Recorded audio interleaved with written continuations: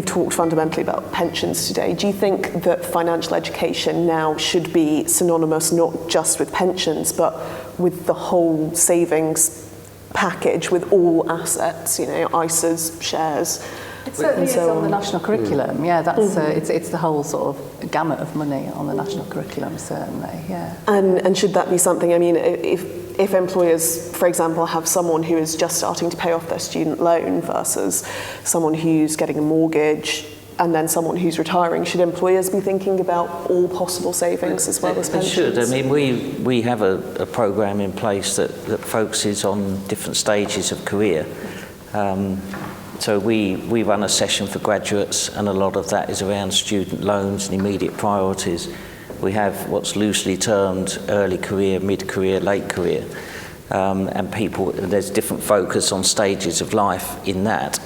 One of the drawbacks is we have a policy that everything is open to everyone.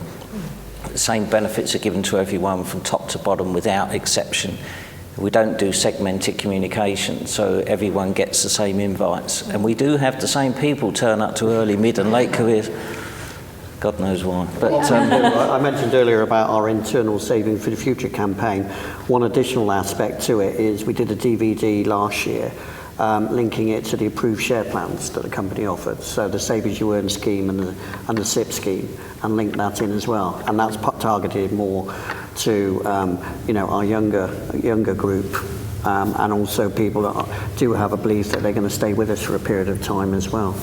It's strange though, because when you do things like that, you do find that actually you get the same people doing everything, and the same disengaged people doing nothing, which is a big issue. And it's. I'm a big believer that you want to do the mid-career and the early career, but for me, the first 20 years is all about debt management. It's not about wealth management. It's about how can you get those debts under control, whether it be student loans or other things that are taking amount out of your pay before you're able to do anything with it. And that's very important. People aren't thinking that the savings culture is... And we do focus on that in terms of what your priorities are in the early stages, obviously debt management. But I agree with Dermot's point earlier on, that we've got to get away from this pensions bit. It's retirement savings, or it's savings in general. We need to make it sexy, appealing. We do. We do a bit more around... That might be a bit of a stretch, but... But you can bring some of this stuff back to kind of people's aspirations as well in terms of savings. So we do a lot of stuff where we'll just frame it as short, medium, and long term. So okay, long term is your pension, but so let's just touch on that briefly. So again, that goes back to what I was saying before about what is the company going to give you, what is the taxman going to give you, and how can you free up some money to make the contribution in the first place, which might be your voluntary benefits or salary sacrifice in childcare vouchers, whatever. But then, in terms of your short and medium term, so this might be because I'm saving to get married, buy a house, buy a car, whatever it is. Then it may be looking at what else is available within the workplace. So share schemes, Save As You Earn scheme. Do a lot around Save As You Earn scheme. 5-year scheme. At the very least, you're going to get your money back. But if things go well, then actually you might so. But then, of course, with those things as well, then, you can transfer them into other vehicles. You can transfer them into ISAs. You can transfer them into your pension. So what is actually a short to medium term savings ultimately could be, or in part could be, your long-term savings. Well, the word retirement and pensions are not sexy. I mean, we also use the term savings because that's what it is, and we call it lifetime savings, but it's a similar type model. It's just a case of you'll need to put something away because you're not going to be able to physically work forever.